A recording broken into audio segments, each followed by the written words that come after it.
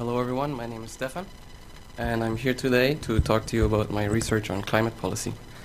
In my studies, I draw on political science and economics as well as law, and I have a strong focus on producing results that are useful for government.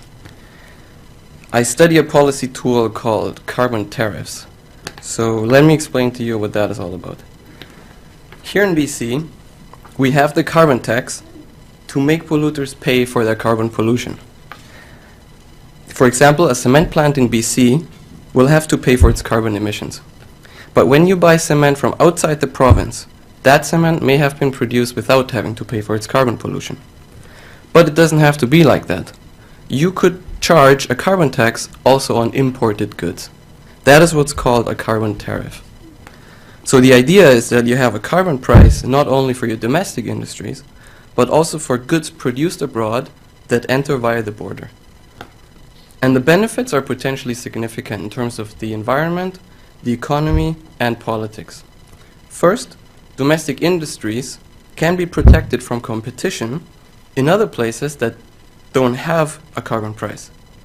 This can help protect jobs and build political support for carbon pricing.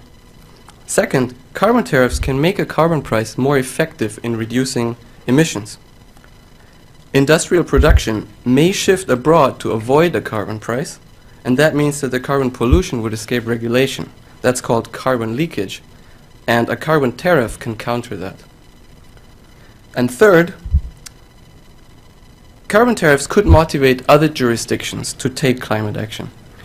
If you have a carbon tariff and offer to exempt imports from places that set up their own climate policies, that can provide an incentive for others to take climate action.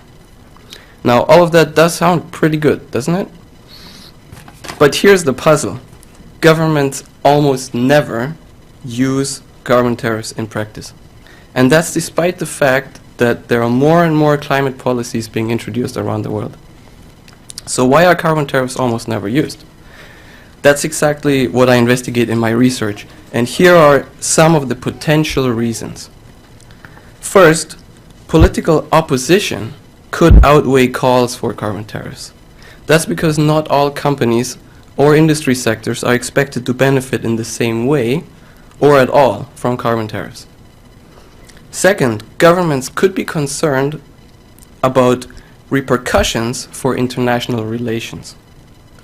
There could be fears that others react to a carbon tariff by retaliating. And this could lead to tit-for-tat trade war. So carbon tariffs could harm trade and international relations. Third, there may be a fear that carbon tariffs hamper international efforts to address climate change.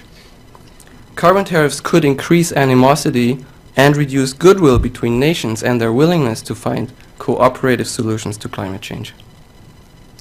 And finally, policymakers and stakeholders could prefer alternative tools that are less controversial and offer other advantages.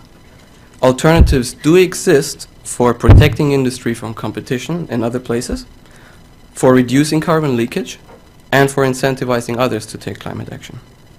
So these are some of the potential reasons why we don't see more carbon tariffs in practice. But how do I figure out which of these are the actual barriers in practice? I study a number of cases where carbon tariffs were rejected or have been used in a limited way. The cases I study are the European Union, Australia, and California. These are major economies that have significant carbon pricing in place or have had so until recently in the case of Australia. To understand what actually happened in policy debates, I carry out interviews with those who participated in these discussions. And that includes politicians, senior public servants, elites from business, industry, and the environmental community. And there's actually been lots of research on carbon tariffs, but none of that research has addressed the fact that these theoretically attractive tools are conspicuously absent in practice. So there is a disconnect between academia and policymaking in practice. And I'd like to help bridge that gap. Academics have been touting carbon tariffs for their potential benefits, But these calls actually fall on deaf ears with policymakers. And academics have neglected to investigate why that is the case. So by looking at these cases, I draw lessons from the failures and occasional successes to implement carbon tariffs. This way, my research will help identify why policymakers have been reluctant to use carbon tariffs. I'm not arguing in favor of or against carbon tariffs, because even though the potential benefits are significant, so are some of the potential downsides.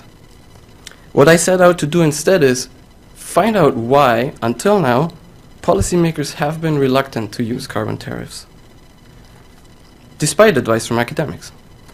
In other words, I seek to understand the conditions under which governments use or don't use carbon tariffs.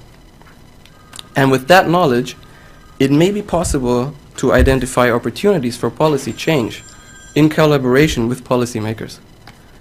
Throughout my research, I am making contact with government officials, and I follow up by sharing my research results with policymakers here and abroad, and I look for opportunities to communicate my results to a broader practitioner audience that goes beyond academia.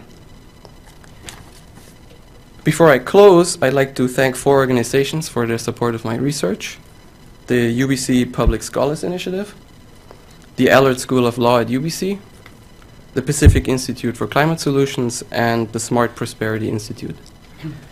Please feel free to approach me afterwards if you'd like to talk more about climate policy, and I thank you for your attention.